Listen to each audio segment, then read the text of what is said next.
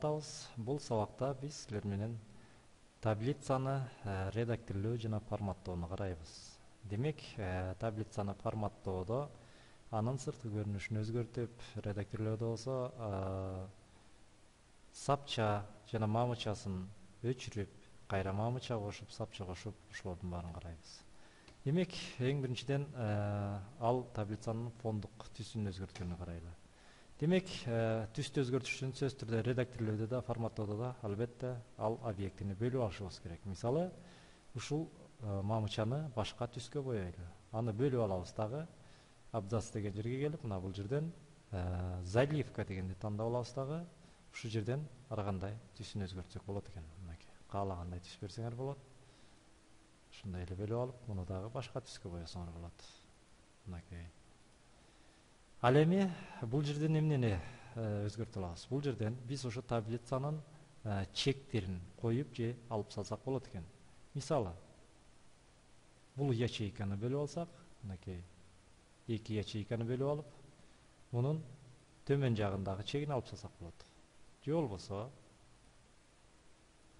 бул жагындагы алып, же баардык чектерин алып койсок болот. Мына төрт жагындагы чеги көрүнбөй калды. Эгерде принтерден чыгара турган болсоңор, бул чектер көрүнбөстөн чыгат.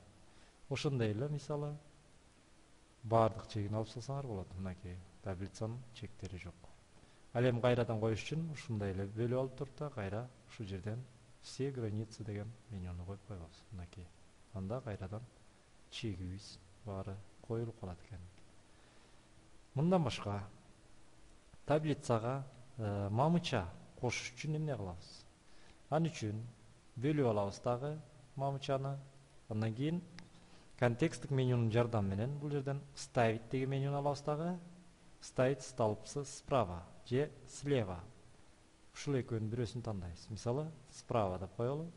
Мынакей, дагы бир столбец мамыча кошулду. Ошондой эле жол менен биз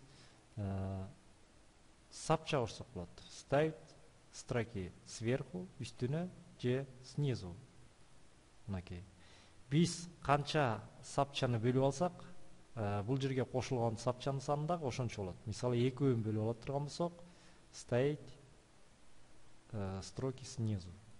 Анда мына эки сапча кошулуп атат. Ал эми мамычада деле ошондой. Эгерде 2-3 мамычаны бөлүп алсак, анда 3 мамыча кошулат. Ставить столбцы справа. Мынакей 3 мамыча кошулуп атат. Эми кээ бир учурда бизге ушу таблицаны ячейкаларынын бириктирүү зарылдыгы келип чыгат. Аны кантип ишке ашырабыз? Ал үчүн дагы эле ячейкаларды бөлүп алабыз дагы, оң жагын басабыз дагы, берден объединить ячейки деген менюсу бар. Ушуну баса турган болсок, мынакей. Биз азыр сапчаларды бириктирдик. Эми ошондой эле мамычаларды дагы бириктирсеңер болот. Ячейки, мынакей.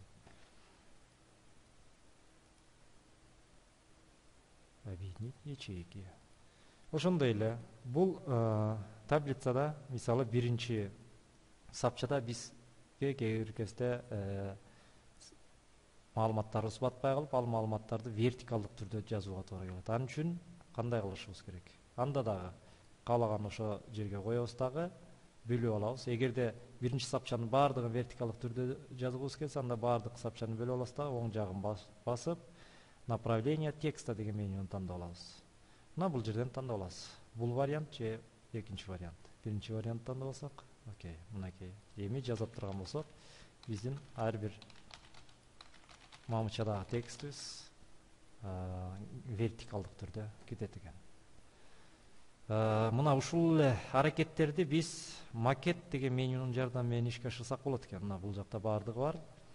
Эгерде бул сапча кошуу үчүн керектелүүчү меню, мисалы үчүн мына эгерде муну басып турган болсок, улам сапчаны кошуп баратат. Тескерисинче муну басып турган болсок, анда бул мамыча кошуп баратат. Мынакей көрүп атасыңар. Канча мамыча бөлүнүп турса, ошончо мамыча кошуп баратат.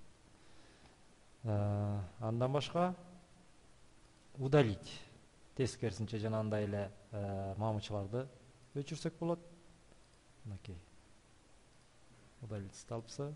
удалить столбцы же удалить строки. Удалить строки дейт турган болсок, анда сапчаларды өчүрөт. Сапчаларды канча сапча бөлүп алсаңар, удалить строки десеңер, ошончо сапчаны өчүрүп берет экен. Мынакей удалить строки. Ал эми удалить таблицу десеңер, анда толук таблицанын баарын өчүрүп берет экен. Мынакей ушундай жол менен биз таблицаны ар кандай форматтасак болот экен. Ошондой эле бул жакта таблицанын стилдерин колдонсок болот. Ал үчүн ошо таблицаны бөлүп алып, мына бул жерде стили таблицы деген панелден биз каалагандай стилдерди, бул жактагы берилген каалагандай стилди тандап алсак болот. Мынакей бу жерде даяр шаблондор бар бир нече. Ушул шаблондорду колдонуп стилдерди тандап алсак болот. Аны параметрлерин мына бул параметр стили таблиц деген панелден өзгөртүп алабыз.